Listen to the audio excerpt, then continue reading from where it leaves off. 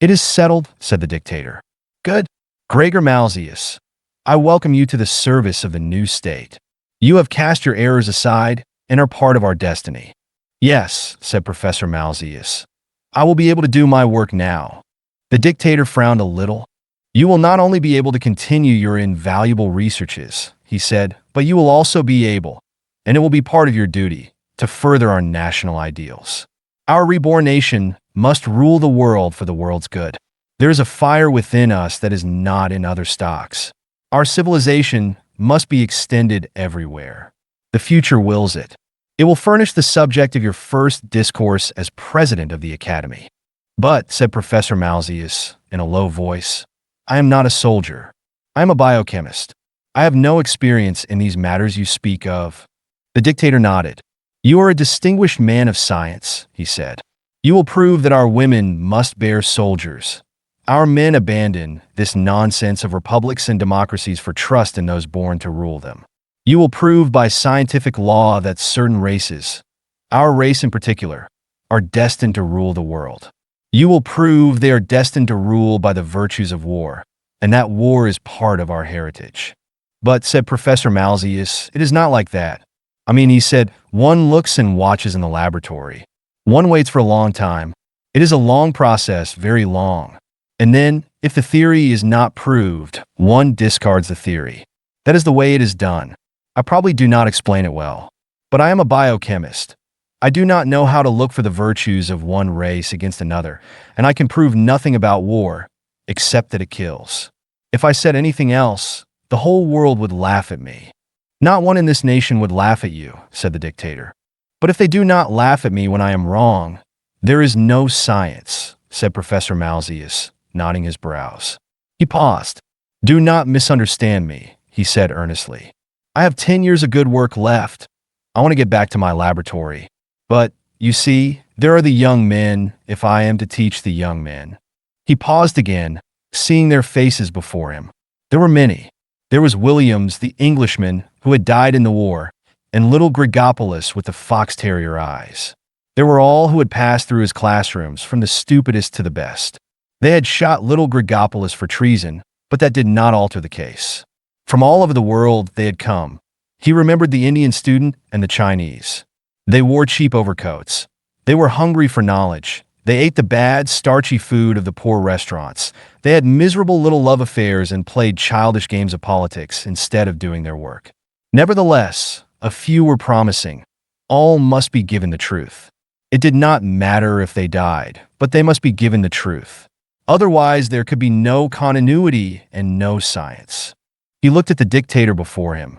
Yes, it was a hysteric face.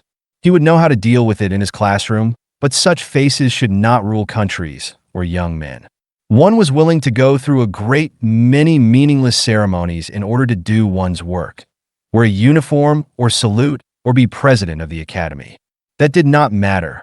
It was part of the due to Caesar, but not to tell lies to young men on one's own subject. After all, they had called him the bear and said he carried improper postcards in his briefcase. They had given him their terrible confidence, not for love or kindness, but because they had found him honest. It was too late to change. The dictator looked sharply at the general. "I thought this had been explained to Professor Malzius," he said. "Why, yes," said Professor Malzius. "I will sign any papers. I assure you I am not interested in politics. A man like myself, imagine. One state is as good as another. And I miss my tobacco. I have not smoked in 5 months. But, you see, one cannot be a scientist and tell lies." He looked at the two men. "What happens if I do not?" he said in a low voice. But, looking at the dictator, he had his answer. It was a fanatic face. "Why?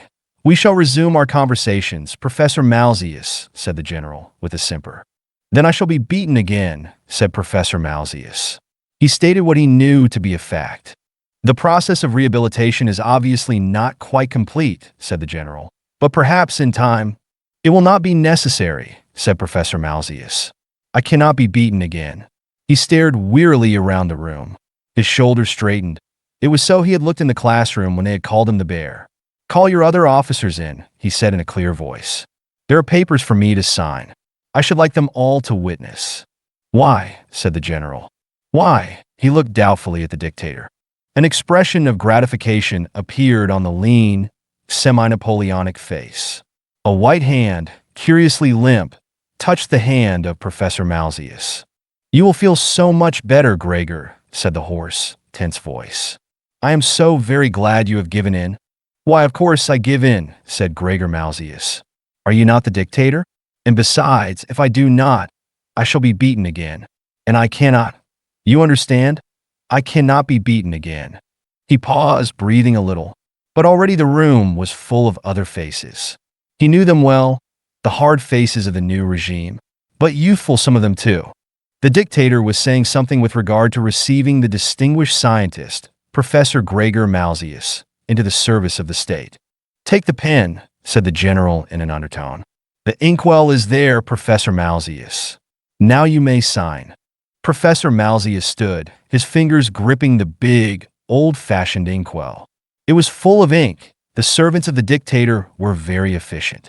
They could shoot small people with the eyes of fox terriers for treason, but their trains arrived on time, and their inkwells did not run dry. "The state," he said, breathing. "Yes, but science does not know about states. And you are a little man, a little, unimportant man." Then, before the general could stop him, he had picked up the inkwell and thrown it in the dictator's face. The next moment, the general's fist caught him on the side of the head, and he fell behind the desk to the floor.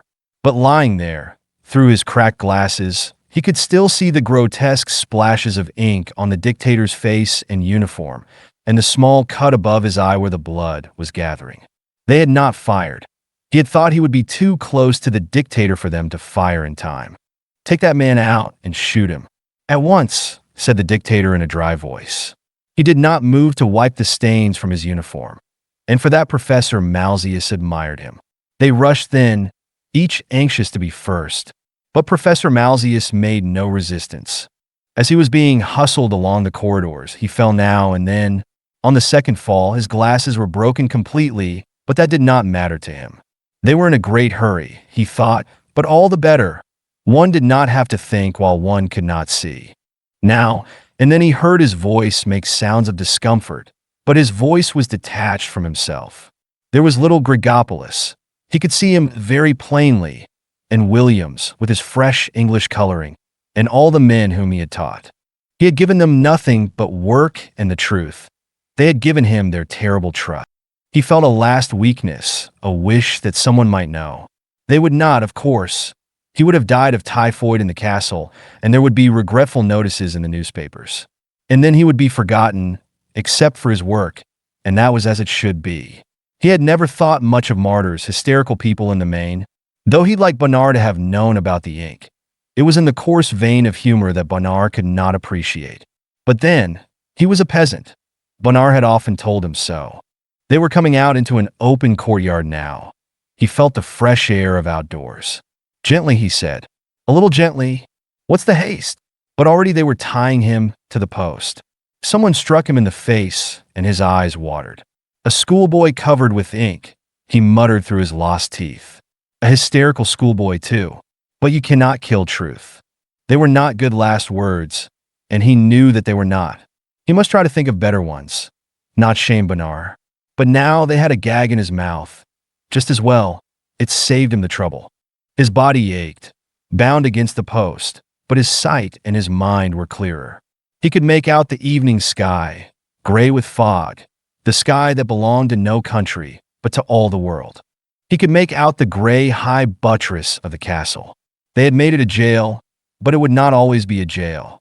Perhaps in time it would not even exist. But if a little bit of truth were gathered, that would always exist, while there were men to remember and rediscover it. It was only the liars and the cruel who always failed. 60 years ago, he had been a little boy, eating black bread and thin cabbage soup in a poor house. It had been a bitter life, but he could not complain of it. He had had some good teachers, and they had called him the bear. The gag hurt his mouth. They were getting ready now. There had been a girl called Anna once. He had almost forgotten her. And his rooms had smelled a certain way, and he had had a dog. It did not matter what they did with the medals. He raised his head and looked once more at the gray, foggy sky. In a moment there would be no thought, but while there was thought, one must remember and note. His pulse rate was lower than he would have expected, and his breathing oddly even, but those were not the important things. The important thing was beyond, in the gray sky that had no country, in the stones of the earth and the feeble human spirit. The important thing was truth. "Ready," called the officer. "Aim! Fire!" But Professor Malzius did not hear the three commands